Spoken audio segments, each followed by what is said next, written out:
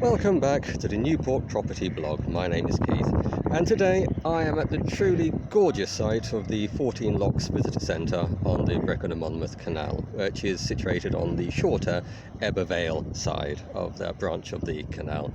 And as per usual, I'm just going to give you a quick look at what we have here. It's a lovely duck pond now, and it has a really great visitor centre which is having some work done at the moment, probably an upgrade they've been planning for some time. There's a lovely cafe in there. It does everything from a cup of tea all the way through to a full cooked breakfast, and it's cracking value. If you ever come down this way, do the walk, pay a visit, you're really not going to go far wrong. On the outside you see the stretch of the hills marking the outside, Twimbalum, the big hill outside of Newport, and those on the other side as well. So as you can see, it's a lovely spot, and it's all part of Rogerstone, which is one of the a leafy outer suburb of Newport as you start to head up towards Risca and into Ebbw Vale itself. But that's not what I'm here to talk about. I'm here to talk about something that I've alluded to many times over the previous videos, and that is the subject of the first-time buyer. Because if Newport has anything to offer anyone in the property market, it is the first-time buyer. And quite simply, it is because you can still buy a house, a proper house, freehold, for less than £150,000. And where neighbouring cities, big cities, you're not going to get very much for twice that amount. So really, it still offers some of the best value in the area. And unlike a lot of other areas, and I've said this before, I'll repeat it, unlike a lot of other areas which are also a lot discounted in price compared to the main population centres, this has main roads, this has motorways, this has mainline railway to get to the major area cities of Cardiff or Bristol within 15 minutes or half an hour, depending which way you're going. It is a really super spot to be in. And so really what I'm saying is that if you are a first-time buyer, no matter where you are, if you want to get maximum bang for your buck, Newport is somewhere to look. Or indeed in the environs, and I'm talking about the environs, I mean looking at the valleys themselves, where again there is a lot of cheaper property for a freehold, old terraced miner's cottage, that kind of thing, a lot of them there.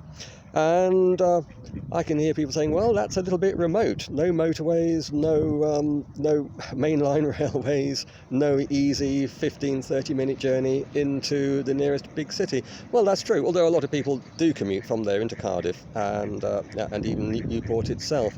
But I am just going to draw your attention to one simple story, and that is the story of the housing market of the 20th century, which started from about the 1920s onwards as a subject of flight from the city centres to the newly created suburbs. And that was a flight that carried on in one form or another with all the major events of the times, that carried on for about 50 years. And then suddenly there came a change in lifestyle, aspiration, whatever you like to call it, working practice even, which started in about the 1970s. Undoubtedly, certainly for London, you would have had the Clean Air Act having a big impact on this, meaning no more heavy smogs, which they used to get. And of course, a lot of the big industry had already started to clear out by that time. So the air in the city centres was a lot cleaner. And you had then city centres that had really become slums. They had gone backwards by leaps and bounds. They had become areas of major deprivation. You had the old 18th, 19th century townhouses had become derelict tenements full of some of the poorest people in London. And yet, into these areas, you had some brave, in the 1970s, some brave and hardy souls decided to start buying up these crumbling 18th, early 19th century townhouse wrecks and putting them back to their former glory. And of course, to those familiar with London will definitely recognise the name of Islington, and and to those who don't know its history, my previous description of what it was like by the 1970s may come as some surprise. It is now a very upmarket inner city suburb with some of the most expensive properties outside of Mayfair and Chelsea.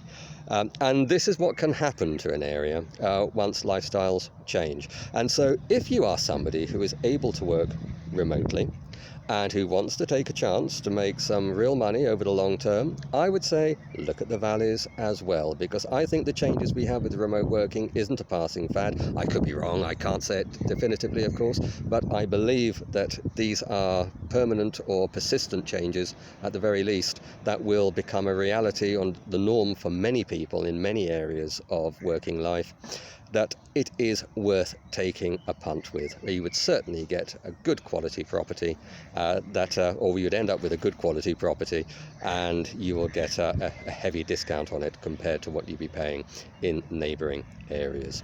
So this, I think, is going to be the first video on the subject of the first-time buyer. I'm going to follow with another one before too long on the actual process of how a first-time buyer physically goes through the process of getting onto the property ladder, the process of getting a mortgage, dealing with an estate agent, making an offer, and conveyancing, completing, etc.